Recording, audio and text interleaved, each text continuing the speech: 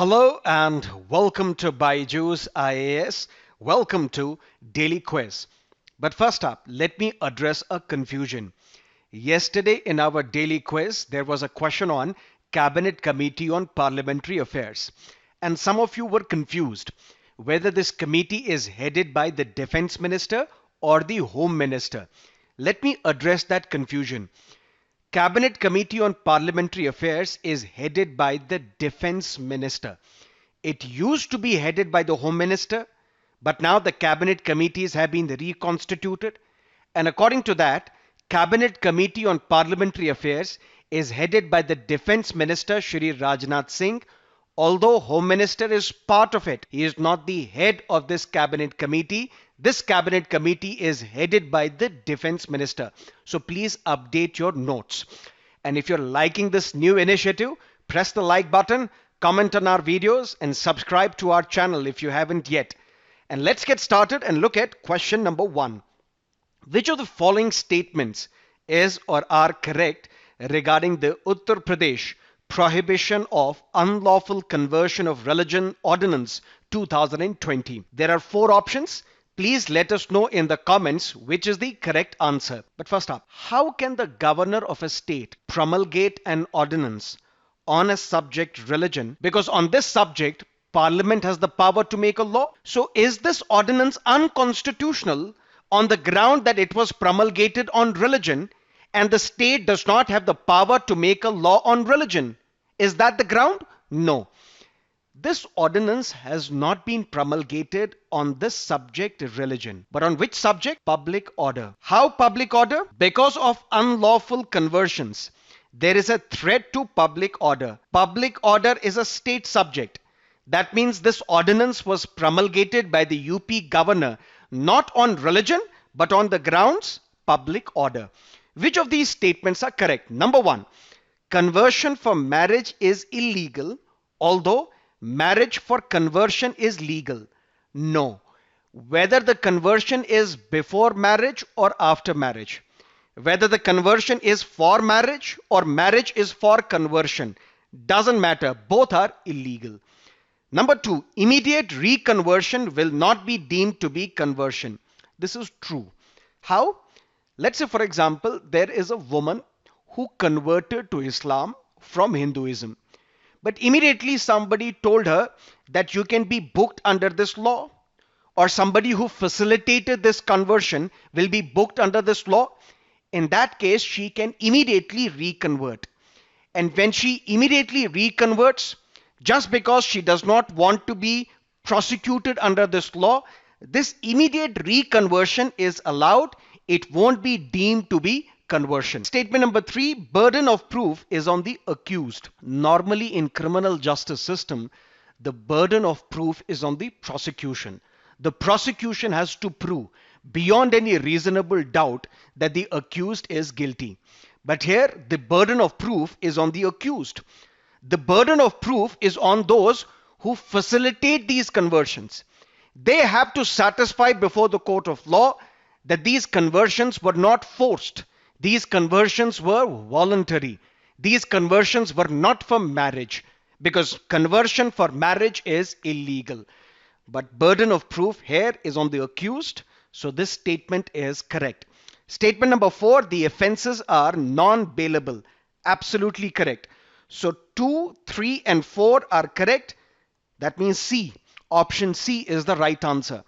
And what is the context? Supreme Court is to study these anti-conversion laws of Uttarakhand as well as Uttar Pradesh. Let's look at question number 2. Which of the following statements with respect to 13th Amendment to Sri Lankan Constitution is correct? There was a civil war in Sri Lanka. The minorities, the Tamil minorities, they faced persecution at the hands of the Sinhalese majority, and there was a civil war. This civil war ended only in 2009 when LTTE was defeated. Liberation Tigers of Tamil Eelam, led by Prabhakaran, because they wanted a separate country in the northern and eastern part of Sri Lanka inhabited by the Tamil minority. So this civil war ended only in the year 2009. But then way back in 1987, there was an effort so that we can resolve this ethnic conflict and this civil war between the Sinhalese majority and the Tamil minority. And this accord, which is what we call Indo-Lanka Accord of 1987, it was signed by the then Prime Minister Rajiv Gandhi, Mr. J.R. Jayawardene. He was the president of Sri Lanka, and this accord was signed in an attempt to resolve the ethnic conflict and civil war in Sri Lanka. So option 1 is correct. What happened because of this accord? All these 9 provinces in Sri Lanka, the powers were devolved. That means various subjects such as education, health, agriculture, housing, land, police, they were to be devolved to these provinces so that these provinces can have an element of self-government. So that means the intention was, let's give self-governing institutions. Let's give an element of autonomy to all these 9 provinces in Sri Lanka, including the Sinhala majority areas, also the Tamil minority areas, so that some level of autonomy is provided and this ethnic conflict and civil war comes to an end. But this devolution has not been successful. This devolution has not been effectively implemented in Sri Lanka.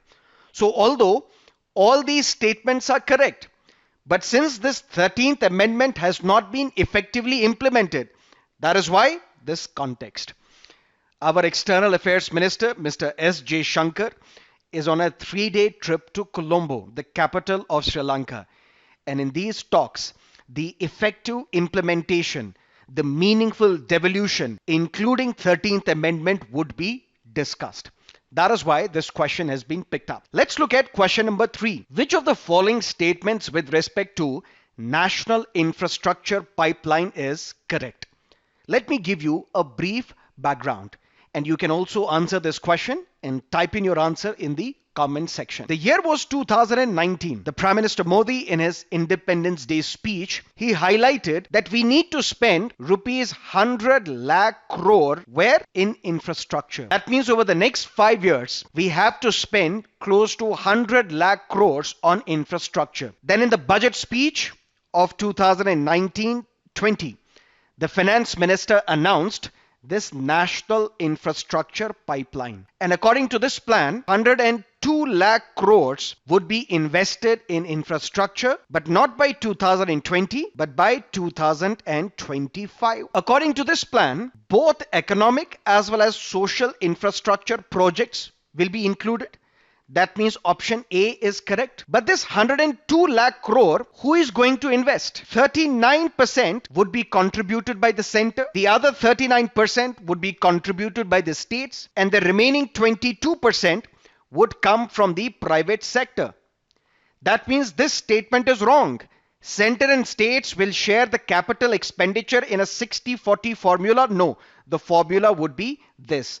39, 39 and 22 will come from the private sector. So this statement B is wrong. Largest projected investments will be in the railways, followed by roads and energy sectors. No, largest investments will be made in energy. And in energy, 24% of the funds will be spent. On roads, 19% funds would be spent. On railways, 13% funds would be spent. On urban infrastructure, 16% funds would be spent. So option B is wrong, C is wrong, D is wrong, A is the right answer. And what is the context? The Finance Minister Nirmala Sitharaman is reviewing this national infrastructure pipeline. Let's look at question number 4. Which of the following is true regarding vachanas? Are they the external walls of the temple in Dravidian style? The philosophy of Gautam Buddha? The vow of abstinence taken by the devotees of Lord Ayappa? Or the poetry of Basavanna through which he spread social awareness? D is the right answer. What is the context? Foundation stone laid for new Anubhava Mantapa. And this was inaugurated by the Prime Minister Modi. Basavanna, also known as Basaveshwara, was a 12th century philosopher, poet, social reformer, and he spread social awareness through his poetry And this poetry is popularly known as vachanas. Basavanna basically rejected gender and social discrimination. He rejected rituals. He rejected superstitions. Basically rejected temple worship. What the poet philosopher Basaveshwara or Basavanna did, he introduced these new public institutions called Anubhava Mantapa. That is what we call the hall of spiritual experience. And this hall welcomed men, women from all social and economic backgrounds. That means he rejected the caste hierarchy. Let's look at a prelims based question. Prelims 2020. Gold tranche or reserve tranche refers to a credit system granted by International Monetary Fund to its members. This was the question asked in your prelims 2020 examination. Let's look at the fact of the day. Discretionary powers of a governor. The governor is the constitutional head of the state. Constitution says under Article 163 that there shall be council of ministers headed by the chief minister. To do what? To aid and advise the governor, who shall act on that advice. That means the advice tendered by council of ministers to the governor is binding on the governor, except when the governor is to act in his discretion. That means sometimes the government will act without any advice of council of ministers and the chief minister. And the same article 163 in clause 2 says, if tomorrow there is a dispute whether a particular act is the discretionary power of the governor or not, Constitution says under Article 163 clause 2 that the decision of the governor shall be final. That means the governor of a state gets to decide what all are his discretionary powers. Let me give you a question and see how many amongst you can answer. Statement number 1, the governor of a state determines his discretionary powers. That's true. It is not mandatory for a governor under any circumstance to reserve any bill for the consideration of the president. However, it is a discretionary power of a governor. Very tricky statement. Let me make it simple for you. Can governor reserve any bill for the consideration of the president? Yes. Can governor reserve even a money bill for the consideration of the president? Yes. Is this a discretionary power of the governor? Yes. But there is one instance where it is mandatory for the governor to reserve a bill for the consideration of the president. If that bill threatens the powers of the High Court. That means if the Legislative Assembly passes a bill which threatens the jurisdiction or the powers of the State High Court, such a bill necessarily is mandatorily to be reserved for the president by the governor. That means this statement becomes wrong. Statement number 3, the Sarkaria Commission was silent on the constitutional role of a governor of a state. No, Sarkaria Commission has listed a large number of recommendations which can depoliticize the office of governor. So Sarkaria Commission on Center-State Relations, set up in the 1980s, it was not silent on the constitutional role of a governor. What is the question asking? Which of the above statements are incorrect? So both 2 and 3 are incorrect. B is the right answer. And what is the context? Amid war of words, Mamata Banerjee meets the governor of West Bengal. That is it from our segment Daily Quiz. See you tomorrow, 6 o'clock in the evening. Till then, have a great time.